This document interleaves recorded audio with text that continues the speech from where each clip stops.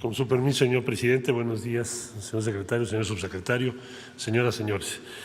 Procedo a darles el informe de esta última semana.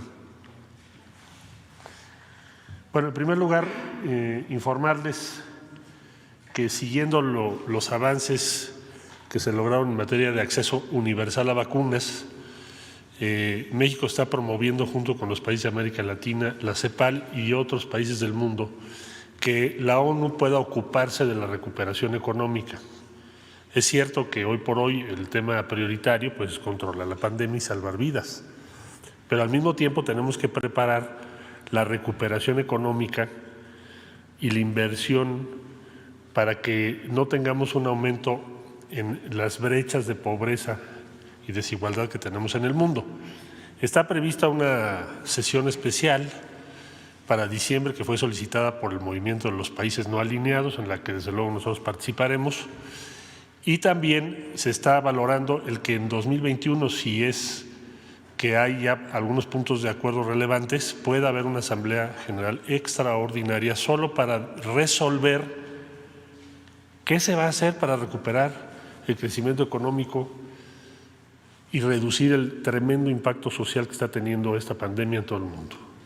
Entonces, este planteamiento ya se ha hecho y les estaremos informando, porque así como hay que atender, y así lo ha manejado el presidente López Obrador en varias intervenciones, hay que atender los efectos de la pandemia, tenemos que apresurarnos para tener una vacuna segura, tenemos que reducir el número de personas que pierden la vida.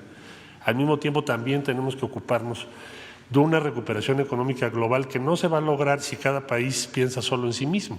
No va a ser suficiente con los trillones de dólares que Estados Unidos destine a la recuperación de su economía o a lo que haga la Unión Europea solamente o a lo que esté pensando hacer China, que ya anunció también sus medidas económicas, sino que se va a necesitar un esfuerzo mucho mayor.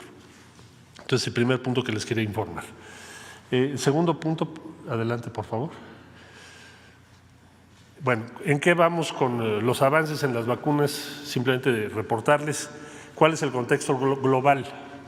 Estados Unidos ya presentó su plan de vacunación, se están haciendo los planes de vacunación por entidad federativa y sus autoridades que nos tienen, como ustedes saben, informados cada día, están iniciando su programa de vacunación o lo tienen previsto así para cuando muy tarde el mes de enero. Si tienen una buena noticia respecto a vacunas autorizadas a fines de diciembre, lo harán a fines de diciembre y si no, en enero. ¿Cuál es el peor escenario? Que no se tenga una vacuna segura hasta el mes de marzo. ¿Cuál es el mejor escenario? Que se tenga a fines de diciembre una vacuna que funcione. Eso mismo es lo que ha informado la Unión Europea, especialmente la Secretaria de Salud de Alemania, que nos mandó ya también su información correspondiente, y algunos otros países del mundo. Síntesis, mejor escenario en el mundo hoy, plan o programa nacional de vacunación. En el caso de Estados Unidos, los estados, en el caso de Alemania serán también sus regiones, el equivalente a estados. El mejor escenario, fines de diciembre. Peor escenario, fines de marzo. ¿En dónde estamos entonces y por qué la gran inversión global y por qué están preparando todo esto, además de lo que es obvio? Porque lo que se quiere es cortar el impacto del invierno. Es decir, tener la vacuna en algún punto del invierno significa un cambio enorme para el curso que habrá de seguir esta pandemia. Entonces, ¿qué están pensando todos estos países? Y México también, que es la encomienda que tenemos, estar a tiempo en eso. Bueno, ahora, de las vacunas con las que estamos trabajando brevemente, les señalo qué novedades tenemos de AstraZeneca. Se reinició exitosamente la fase 3 en Estados Unidos, que estaba en pausa. Está por concluir la fase 3 en Brasil, Reino Unido y Sudáfrica. México ya ha venido avanzando, no les doy todos los detalles, para la transferencia de tecnología, que es muy compleja, porque recuerden ustedes que se va a producir en México. Y la producción nacional en tiempo y forma. O sea, la meta es tener lista la producción en México y en Argentina para que podamos en marzo tener la vacuna para su aplicación en el caso de México y en el caso de varios países de Latinoamérica. Con el apoyo, me faltó una cosita, con el apoyo muy importante del secretario de Hacienda y Crédito Público, a quien le agradecemos su seguimiento personal, así como a su oficial mayor, la oficial mayor de la Secretaría. Hoy se formalizará el pedido para México en todos sus términos. Lo exige. Gracias. Pfizer. Bueno, Pfizer está terminando su fase 3. Como les decía yo hace una semana, ya señalaron cuándo terminan su presentación con todos los elementos, que es manufactura segura, desde luego la efectividad de la vacuna y la seguridad de la vacuna. Se presentará en Estados Unidos a más tardar la tercera semana de noviembre. Quiere decir que será en más o menos un mes.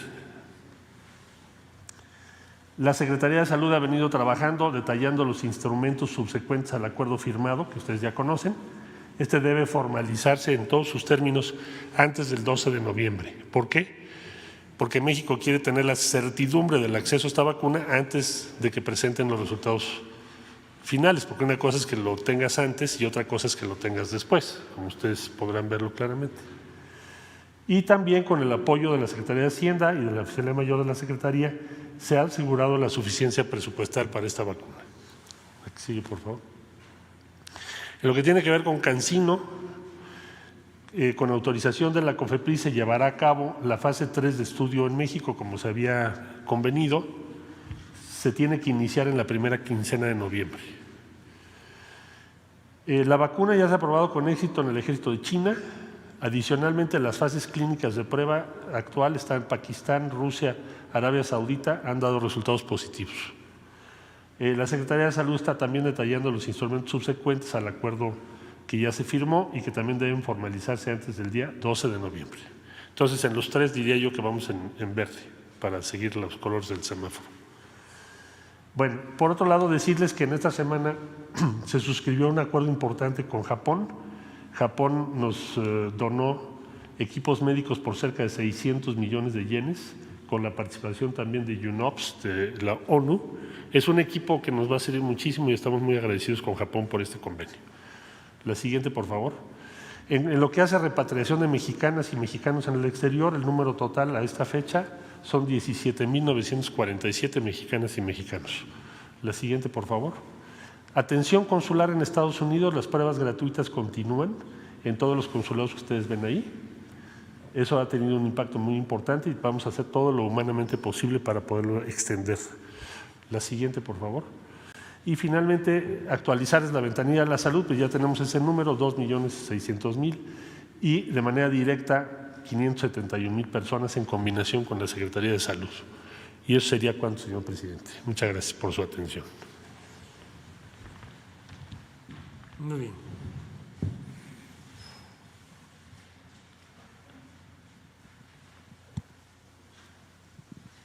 Gracias, buenos días, presidente. Serían unas preguntas para el doctor Gatell y luego, si me permite, también para usted. Preguntarle, doctor, vemos hoy una ola de rebrote en Europa. México, sabemos, llegó después a estos contagios. ¿Qué lección podría dejar lo que está pasando en Europa, tanto para autoridades como para la población, para no ver pues estas escenas otra vez de reconfinamiento, toques de queda, en fin? Muchas gracias. Su pregunta nos parece sumamente importante.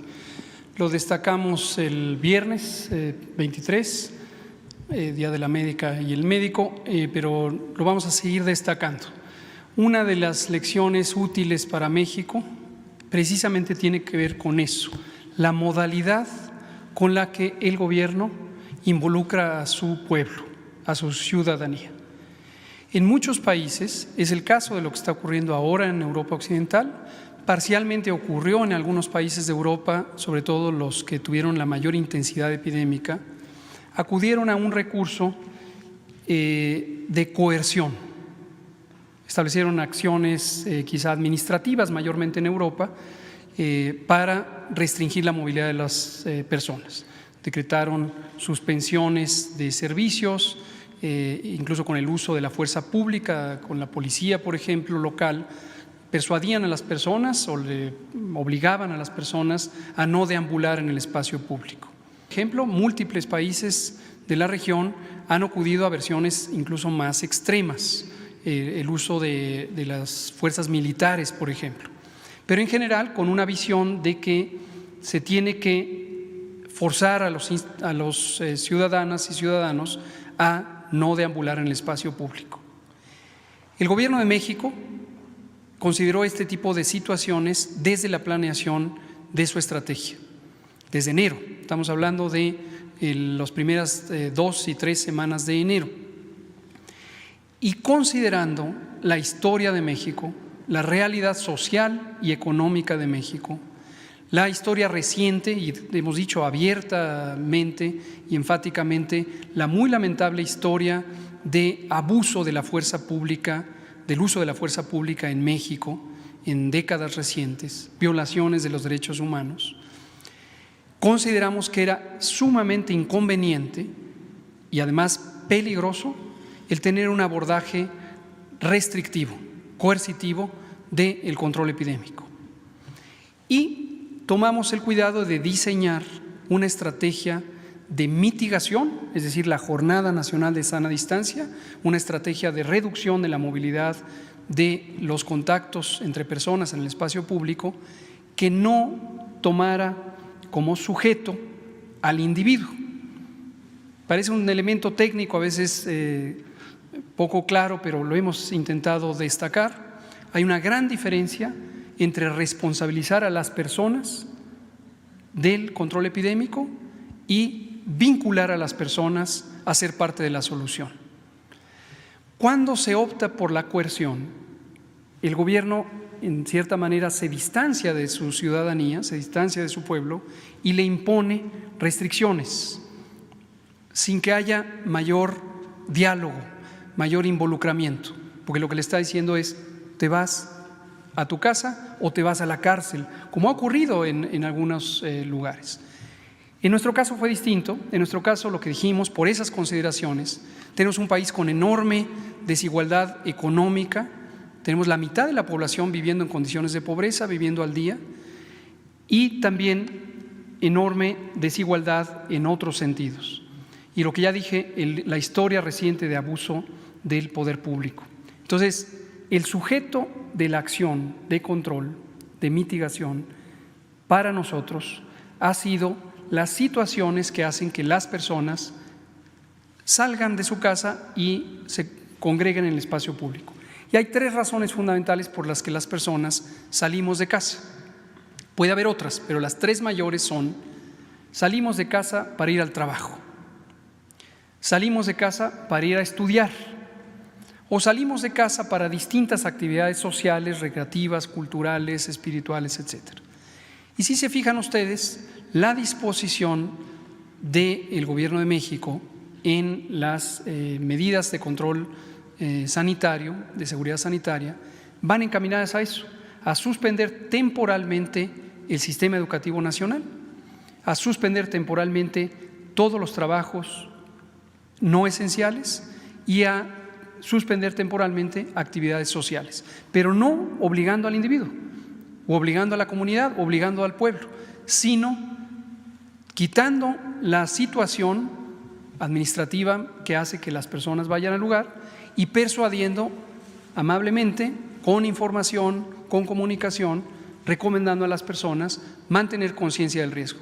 Más bien me refiero a la parte no de que el gobierno ordene, sino cómo evitar que se pare la economía por un rebrote de ese tamaño, vamos, no sé, quizá con nuevas medidas higiénicas, generalizar el uso del cubrebocas, en fin, ¿qué se podría hacer para no llegar a parar la economía completamente, no, claro, no a que el gobierno ordene? ¿Cómo no? Es que esta parte me parece muy valiosa también, su segunda pregunta. En la medida en que el gobierno ordena o que el gobierno invita, persuade, convence, son 2 modalidades muy distintas. Nos interesa destacarlo porque esto para nosotros ha sido una situación muy particular. Conocemos, porque es pública, las modalidades de la respuesta de otros gobiernos, de otros países, y somos de los pocos, si no es que el único, que tiene esta modalidad. Respecto a lo que usted dice de las medidas, ¿qué otras medidas? ¿Qué se puede hacer? Hay que tener conciencia de que hasta que no tengamos vacunas seguras y eficaces y hasta que no tengamos la aplicación de las vacunas en este mundo entero, no tenemos un instrumento de prevención directa, de prevención específica. Incluso hay que tener en cuenta que el proceso de las vacunas, de identificación de sus capacidades, podría resultar en una vacuna que no fuera de alta eficacia. Esto también lo hemos comentado y es una realidad que hay que tener claros. Es muy importante tener vacunas, ya lo destacaba ahorita el canciller, la importancia de tenerlas y tenerlas oportunamente. Pero los distintos candidatos a vacuna podrían tener altas eficacias, es decir, que reduzcan una proporción muy grande de los contagios, o no ser tan eficaces. En las vacunas tenemos ejemplos de ello. La vacuna contra el sarampión, por ejemplo, tiene una eficacia superior al 95%. Esto quiere decir, se reduce en 95% la probabilidad de contagio. Pero tenemos otras vacunas, como la de la influenza, que tienen una reducción cercana al 40% en la probabilidad de contagio. Entonces, de este segundo ejemplo, la de la influenza, por eso se usa selectivamente, porque su mayor utilidad es reducir el riesgo de complicaciones, no reducir la transmisión. Pero bueno, esa va a ser la vacuna. Desde luego es deseable tener vacuna, claro, en la medida que sea segura y eficaz.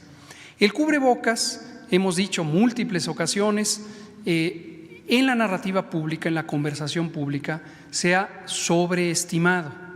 Y reitero, para que no haya inquietud, sé que esto ha causado inquietud social, no estamos diciendo que no lo recomendemos. Lo que estamos diciendo es que la evidencia científica lo que muestra es que es un instrumento auxiliar, complementa a otras medidas.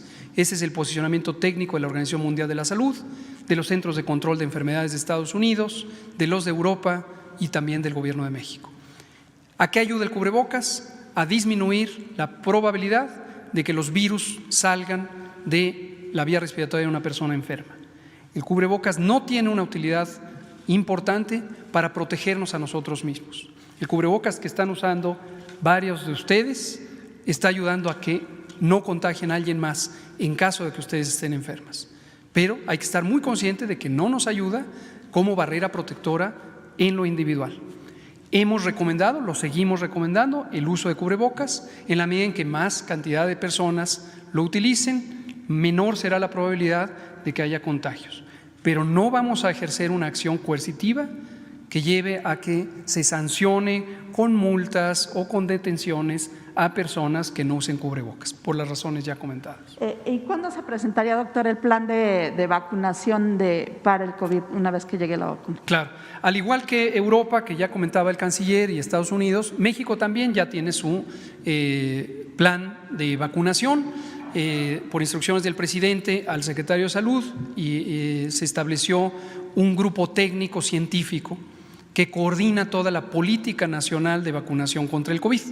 En este grupo científico integramos los esfuerzos en todo el espectro, desde la adquisición de las vacunas, las condiciones deseables de compra de esas vacunas, sustentadas científica y técnicamente, esos son los criterios, de acuerdo a las calidades técnicas que tienen las vacunas, tecnológicas incluso, a los márgenes de seguridad esperados de acuerdo a la información hasta ahora disponible, que son los ensayos clínicos de fase 1 y 2.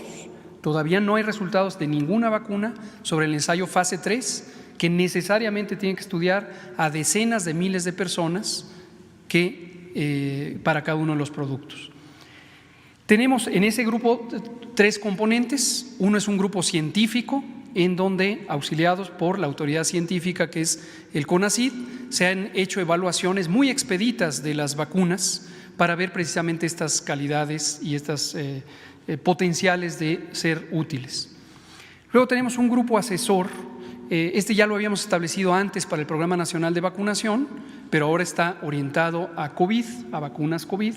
Este grupo es un grupo científico formado por personas de alta reconocimiento internacional que asesora sobre cuál sería la modalidad posible del programa de vacunación, cómo priorizar de acuerdo al riesgo, cómo priorizar de acuerdo a la contribución de interrumpir la transmisión bajo el supuesto de que la vacuna tenga determinada eficacia. Insisto en este elemento, es muy importante no perder de vista Lo que está ocurriendo en este momento es ensayos clínicos que nos van a decir cuál es la, llamémosle, potencia de las vacunas, potencia en reducir la transmisión. Si la transmisión se reduce importantemente, es una modalidad de uso. Si la transmisión se reduce poco, pero contribuye a reducir las complicaciones, es otra modalidad de uso. En este grupo científico, por cierto, participan el presidente del Grupo Asesor Estratégico de Vacunación de la Organización Mundial de la Salud. El propio presidente de ese grupo estratégico participa en nuestro grupo estratégico asesor. Es un mexicano, el doctor Alejandro Cravioto Quintana, que es ampliamente reconocido en el mundo por esto. Y este grupo ha tenido a bien diseñar un plan posible de vacunación bajo ciertos supuestos. En el momento en que se conozcan los resultados de la vacunación, de los ensayos clínicos, entonces se adaptará a lo que corresponda a los resultados. Finalmente, tenemos un grupo también formado por personas científicas que facilita el proceso para aquellas empresas farmacéuticas que tienen la intención de hacer ensayos clínicos en México. CanSino, la empresa que fue presentada, tiene intención de hacer ensayos clínicos en México. Para que esto ocurra de una manera expedita, pero sólida científicamente, hay un grupo que ha coordinado los comités de investigación de aquellos hospitales o institutos que participarían en los ensayos clínicos. Sin este comité tendríamos una descoordinación grande y perderíamos tiempo. Lo que era acostumbrado es que cada empresa farmacéutica va a un hospital, propone una investigación, pero el Comité de Ética, Investigación y Bioseguridad, que por ley y por necesidad hay en cada hospital que hace investigación, daría recomendaciones y luego otro hospital daría recomendaciones, otro hospital daría recomendaciones, se volvería muy ineficiente. Entonces, por eso establecimos un comité único que de manera muy expedita resuelve para a veces 10, 12, 15 hospitales que pudieran estar participando en esto. Pero ya lo tenemos, insisto, es un plan preliminar. No lo vamos a hacer público todavía, precisamente por su carácter preliminar, y conforme la Organización Mundial de la Salud establezca directrices más sólidas y empiece a haber información, lo haremos público ya muy dirigido a la realidad de cuándo tendremos las vacunas en México y cómo se empezará a utilizar. Gracias, doctor. Y finalmente preguntarle qué opina de que los senadores ahora responsabilizan a la Secretaría de Salud por haber dado el permiso para sesionar en Jicotencal de este contagio y la muerte incluso del senador lamentable. Muchas gracias también por preguntarlo. Ayer lo abordó mi colega, el doctor José Luis Salomía, ayer por la tarde. El Senado de la República sesionó el martes pasado y tuvieron una sesión larga de toda la madrugada en la sede antigua del Senado, en la calle Jicotencatl, y el presidente de la mesa directiva del Senado consultó a la Secretaría de Salud sobre sus protocolos de seguridad sanitaria. La Secretaría de Salud analizó con detalle sus protocolos, ya los conocíamos en la versión preliminar, pero verificamos que fueran vigentes los que estaban siendo presentados. Los comparamos con los protocolos de seguridad sanitaria para espacios públicos cerrados que la Secretaría de Salud estableció desde abril, desde marzo de hecho, y corroboramos que los protocolos específicos para los recintos del Poder Legislativo, en este caso el Senado, son compatibles, son congruentes con las recomendaciones de la Secretaría de Salud. Y emitimos una comunicación indicando esto. Hay dos elementos que es importante que todo el público sepa. Lo primero, el senador que desafortunadamente perdió la vida no se pudo haber contagiado ese martes en el Senado. ¿Por qué lo sabemos? Porque conocemos la realidad biológica del coronavirus y sabemos que el periodo de incubación es de 5 a 6 días. Y el senador, la propia noche que salió del recinto, ya tenía síntomas. Por lo tanto, al menos 5 a 6 días anteriores a la sesión es cuando se contagió. Y lo segundo que es importante es la respuesta de la Secretaría de Salud a la consulta del Senado. No fue sobre el estado de salud que guarda cada senador y senadora. No nos corresponde a nosotros, no era para lo que se nos consultó. Lo que se consultó es si el protocolo de seguridad sanitaria era compatible con los lineamientos de seguridad sanitaria, lo que afirmamos que así ocurre. Gracias.